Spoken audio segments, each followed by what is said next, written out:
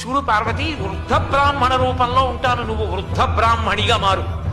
ఇక్కడే ఈ సరోవరంలో ఈ బురదలోని దిగిపోతూ ఉంటాను. అమ్మా అమ్మా ఎవరైనా లాగండి అమ్మా, పెద్దదాన్ని లాగలేకపోతున్నాను, మా ఆయన దిగబడిపోతున్నాను నరు. పరిగెత్తుకొస్తారు. పాపం లేని వాళ్ళు లాగండను. ఎవరు పాపం లేదని నన్ను లాగుతాడో చూడు. శిఖరం దిగొస్తున్నారు అందరూ.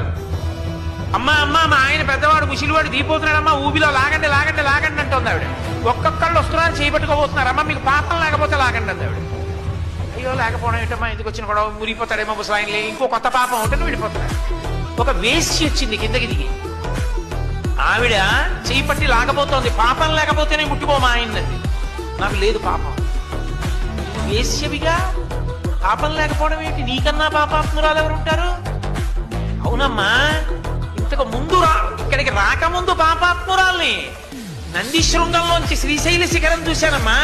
మోక్షానికి అర్హురాలంటే పాపం లేదు పుణ్యం లేదు నాకు, ఇంకా నాకు పాపం ఏదమ్మా, అందుకు లాగుతానని లాగింది, వెళ్ళిపోయింది మోక్షానికి. అది విశ్వాసం పార్వతి. అది ఉన్నవాడికి ఇస్తానన్నాను, నమ్మకం లేకుండా చూసిన వాడికి ఇస్తానని నేను చెప్పలేదు.